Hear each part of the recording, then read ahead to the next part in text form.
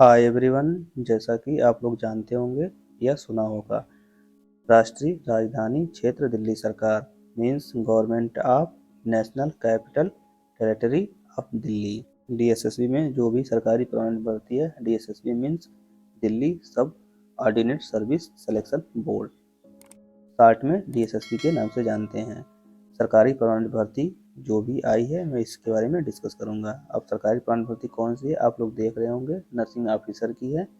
जो भी सरकारी परमानेंट भर्ती है वो किसकी है, नर्सिंग ऑफिसर की है। इसमें कुल पोस्ट कितनी है, कुल पद कितना है, 1507 है। आप लोग अच्छे से समझ लीजिए। नर्सिंग के कैंडिडेट के लिए बहुत बड़ी खुशखबरी है। अभी यूपीएमएस भी लेके आया था, फिर इसके बाद यूपीसीएचओ भी लेके आया, फिर इसके बाद साथ ही साथ दिल्ली सरकार भी लेके आ गई, मीन्स डीएसएसबी भी नर्सिंग ऑफिसर की पोस्ट लेके आ गया है। चलिए हम लोग चलते हैं डीएसएसबी के ऑफिशियल वेबसाइट पे, जहाँ पर नर्सिंग की रिक्वायरमेंट और वैकेंसी के बारे में बताया गया है। अब आप लोग देख रहे होंगे डेट 12 जनवरी 2024 को ये नोटिफिकेशन रिलीज की गई है। अब आप लोग देख रहे होंगे वैकेंसी नोटिस एडवर्टाइजमेंट नंबर कितना है, 04/2024।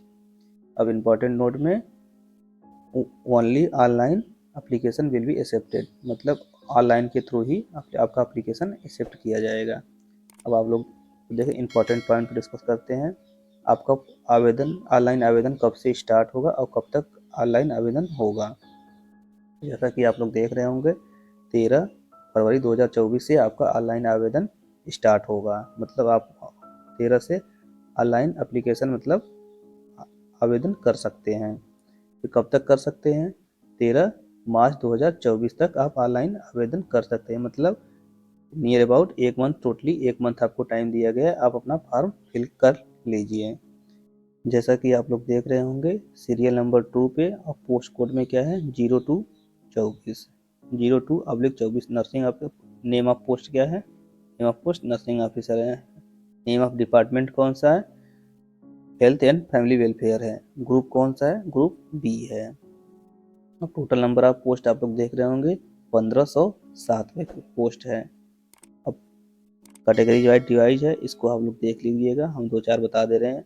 अन रिजर्व में मतलब जनरल में 724 है, ओबीसी में 445 है और एससी में 115 है, एसटी में 106 है और ईडब्ल्यूएस में 117 पोस्ट हैं। अब आप लोग के मन में ये चलना चाहिए कि हाँ इतना पोस्ट के बारे में तो हमने जान लिया, अब इसकी एलिजिबिलिटी क्राइटेरिया क्या है या मिनिमम एजुकेशन क्वालिफिकेशन क्या है। चलिए हम लोग चलते हैं मिनिमम एजुकेशन क्वालिफिकेशन पर। जैसा कि आप लोग देख रहे होंगे post code 0224, name of post nursing officer की, डिपार्टमेंट कौन सा है, health and family welfare department. मैंने इतना सब कुछ डिस्कस कर लिया था। नंबर ऑफ वैकेंसी इसके बारे में भी डिस्कस कर लिया था जो कि 1507 हैं। अब हम इस पर डिस्कस करेंगे एजुकेशन क्वालिफिकेशन एसेंशियल में क्या है, एजुकेशन क्वालिफिकेशन में एसेंशियल में जैसा कि आप लोग देख रहे होंगे ये में एक पॉइंट फर्स्ट में आपका एसेंशियल में BSc nursing from recognise university और इंस्टीट्यूट, आपके पास बीएससी नर्सिंग का डिग्री होनी चाहिए तभी आप इसके लिए अप्लाई कर सकते हैं।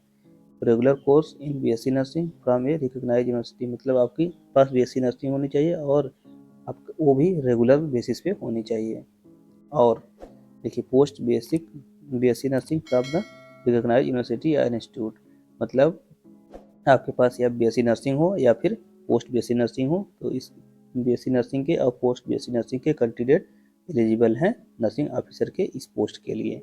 रिकॉग्नाइज एज नर्स या nurse midwifery RN and RM from any nursing counselling, मतलब आपके कहने मतलब आपका जहाँ से भी आपने डिग्री लिया है या फिर पढ़ाई की है वो आपकी कॉलेज या इंस्टीट्यूट या यूनिवर्सिटी वो रिकॉग्नाइज या नर्सिंग काउंसलिंग से अथराइज होनी चाहिए।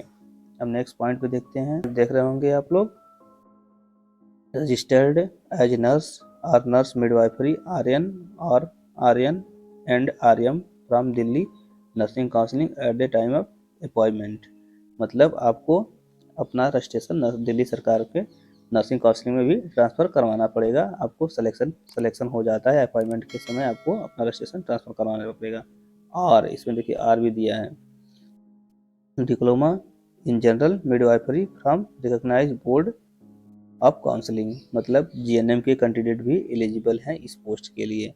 रजिस्टर एज ए नर्स या नर्स मिडवाइफरी, जो चीज़ फ्रॉम एनी नर्सिंग काउंसलिंग, मतलब कहीं भी नर्सिंग काउंसलिंग का आप रजिस्टर होना चाहिए। Registered as a nurse nurse midwifery आप from Delhi nursing counselling at the point of appointment, मतलब आपको अपॉइंटमेंट जब करेंगे, जब आप वहाँ ज्वाइन करेंगे तो आपको अपना रजिस्ट्रेशन, आपको टाइम दिया जाएगा। टाइम पीरियड मिनिमम 6 मंथ का दिया जाता है। 6 मंथ में आपका रजिस्ट्रेशन ट्रांसफ़र भी हो जाता है। और फिर जीएनएम के कैंडिडेट के लिए ध्यान से सुनिए, 1 year experience in minimum 50 bed hospital after the acquiring the education qualification mention be, मतलब जीएनएम के कैंडिडेट है, आपका जिस दिन से रिजल्ट डिक्लेयर होगा उसके बाद से आपकी 1 साल का एक्सपीरियंस सर्टिफिकेट चाहिए। वो भी 50 बेड की हॉस्पिटल से कम नहीं होना चाहिए। 50 बेड से ऊपर हो तभी आपका एक्सपीरियंस सर्टिफिकेट वैलिड होगा। डिजायरेबल में नील दिया है, एक्सपीरियंस की कोई ज़रूरत नहीं है। एक्सपीरियंस देखिए इसमें दिया एडमेंशन एसेंशियल एजुकेशन क्वालिफिकेशन कॉलम, मतलब आपके जीएनएम के कैंडिडेट के लिए केवल एक्सपीरियंस चाहिए और बीएससी नर्सिंग वालों के लिए एक्सपीरियंस की एसेंशियल नहीं है। डिजायरेबल नील है। पे स्केल 44,900 से 1,42,400।